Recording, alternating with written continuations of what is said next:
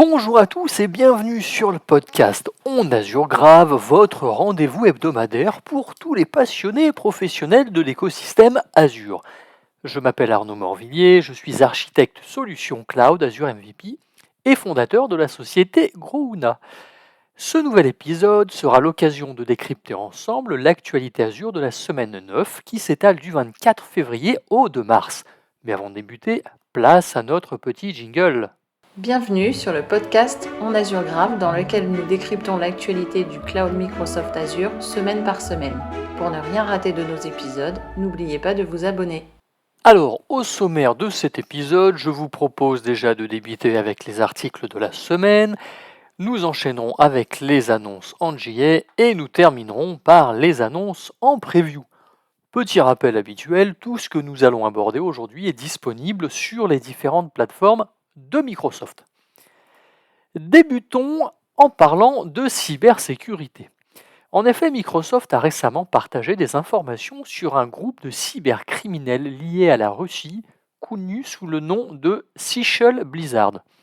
Alors, ce groupe mène des attaques informatiques sophistiquées visant des infrastructures stratégiques à travers le monde, notamment dans les secteurs de l'énergie, des télécommunications, des transports maritimes, de l'armement et des administrations publiques notamment. Depuis 2021, un sous-groupe de Sichel Blizzard a mis en place une campagne d'attaque baptisée Bad Pilot, qui repose sur des techniques avancées pour s'infiltrer discrètement dans les systèmes informatiques, voler des identifiants et se déplacer latéralement à l'intérieur des réseaux pour atteindre des cibles sensibles. L'objectif est de maintenir un accès à long terme afin de soutenir des opérations cybernétiques adaptées aux besoins stratégiques de la Russie. Mais comment procède ce groupe ? Eh bien, il s'avère que les attaquants exploitent des vulnérabilités logicielles connues, notamment celles de ConnectWise Screen Connect et de Fortinet FortiClient OMS, pour pénétrer dans les systèmes. Une fois à l'intérieur, ils installent des outils de surveillance et de contrôle à distance pour maintenir leur présence sans être détectés.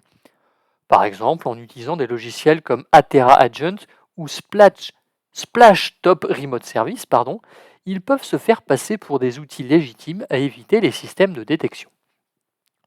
Ils ont également recours à des tactiques d'accès opportunistes, attaquant un grand nombre de cibles sans distinction. C'est ce qu'on appelle les stratégies du spray and pray.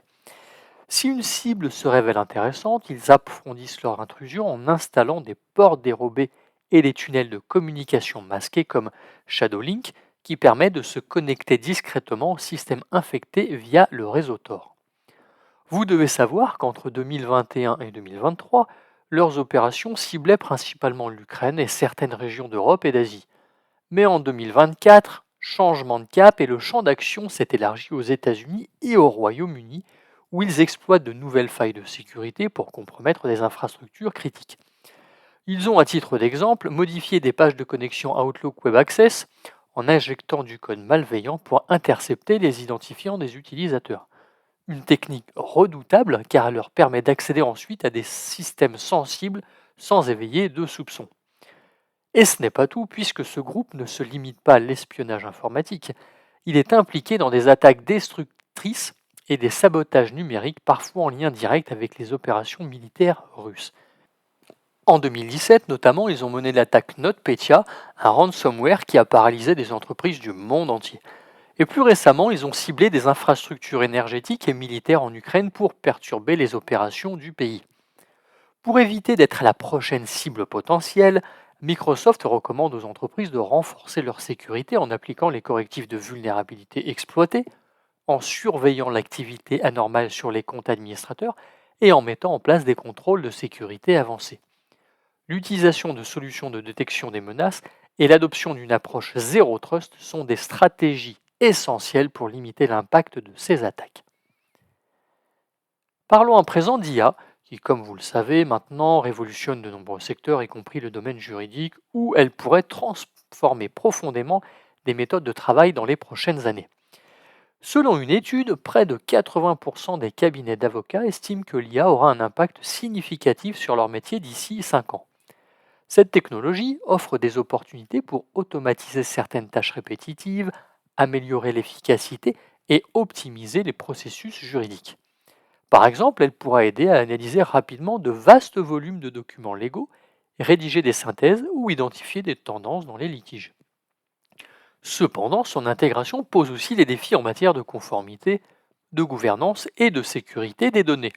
Il est essentiel de s'assurer que ces nouvelles solutions respectent la confidentialité et les réglementations en vigueur. Pour répondre à ces enjeux, Microsoft continue d'innover avec Microsoft Purview, un outil qui permet de mieux gérer la sécurité de plus de 25 applications d'IA. Grâce à l'IA, les utilisateurs peuvent effectuer des recherches en langage naturel et obtenir des résumés automatiques de cas juridiques, ce qui va finalement faciliter le travail d'investigation de ce domaine. Ces évolutions seront mises en avant lors de la conférence Legal Week 2025 qui se tiendra à New York du 24 au 27 mars. Des sessions dédiées permettront d'explorer les dernières avancées en matière de protection des données et de cybersécurité, notamment autour de Microsoft 365 Copilot et des fonctionnalités renforcées d'e-discovery. Parlons maintenant des nouveaux modèles d'IA Phi que Microsoft a récemment présentés, à savoir les modèles Phi 4 multimodal et Phi 4 mini, deux modèles d'IA conçus pour être performants tout en restant compacts. Phi 4 multimodal se distingue par sa capacité à traiter simultanément du texte, de l'audio et des images. Cela permet par exemple à un assistant vocal d'analyser une image tout en écoutant une question posée par un utilisateur. Ce type de technologie pourrait être utilisé dans des applications comme la reconnaissance de documents scannés, l'analyse de graphiques ou encore l'amélioration des interactions avec des assistants virtuels. De son côté, Phi 4 Mini est optimisé pour le traitement de texte avec un accent particulier sur la compréhension du langage, les mathématiques et la programmation. Malgré sa petite taille, il est capable de rivaliser avec des modèles plus volumineux, ce qui le rend intéressant pour des applications nécessitant des performances élevées avec une consommation de ressources réduite. Par exemple, il pourrait être intégré à des assistants automatisés pour répondre à des questions techniques ou générer du code.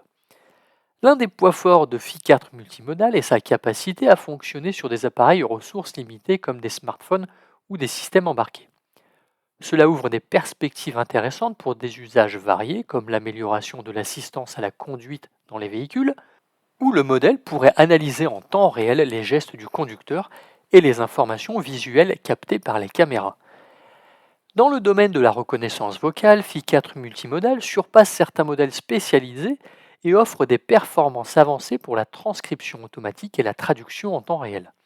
Cela pourrait être utile pour les professionnels ayant besoin de convertir rapidement des conversations en texte ou de traduire des échanges multilingues sans passer par un service cloud. Enfin, Microsoft met l'accent sur la sécurité en soumettant ces modèles à des tests rigoureux pour éviter les biais et garantir une utilisation responsable.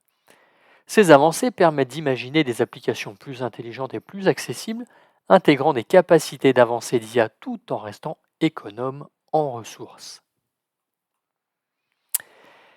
Eh bien, nous en avons terminé avec les articles de la semaine. Enchaînons maintenant avec les annonces en JA. On commence avec le service Azure Database for PostgreSQL qui prend désormais en charge les versions mineures PostgreSQL 17.2, 16.6, 15.10, 14.15, 13.18 et 12.22. En plus de cela, l'équipe produit une mise à jour qui corrige une vulnérabilité de sécurité et 55 bugs. Mais ce n'est pas tout puisque les sauvegardes dans un Backup Vault débarquent également en JA. Cette prise en charge s'ajoute à la large couverture des charges de travail prises en charge par Azure Backup comme les charges de travail sur AKS, les blobs, AFS et tout le reste. Et cela vous permet notamment de faire des disaster recovery cross-région ou encore d'avoir une rétention longue pouvant aller jusqu'à 10 ans. Azure Load Testing vous permet désormais de configurer des notifications pour recevoir des mises à jour sur les événements clés tels que la fin des tests ou les modifications de planification. Ces notifications peuvent vous aider à automatiser les actions de suivi et à améliorer la collaboration en équipe. Côté réseau maintenant, Azure Load Balancer supporte maintenant les logs d'événements d'intégrité ou Health Event Logs pour ceux qui préfèrent l'anglais. Avec ces derniers, vous pouvez collecter, stocker et analyser des informations pour mieux comprendre l'intégrité de vos ressources Azure Load Balancer, comme par exemple un problème de distribution du trafic ou un épuisement des ports ou encore lorsque plus aucun back-end n'est disponible. Les utilisateurs de Azure Confidential Ledger vont être contents puisque depuis le 1er mars, vos enregistrements dans votre ledger ne vous coûteront plus que 3 $ par jour et par instance. Alors, je n'ai pas l'ancien prix, mais en tout cas, le principal, c'est que vous fassiez des économies. Eh bien, c'est terminé pour les annonces en JA. Je vous propose de passer à celles en preview. La première concerne le service Azure Functions qui supporte maintenant la version 3.12 de Python.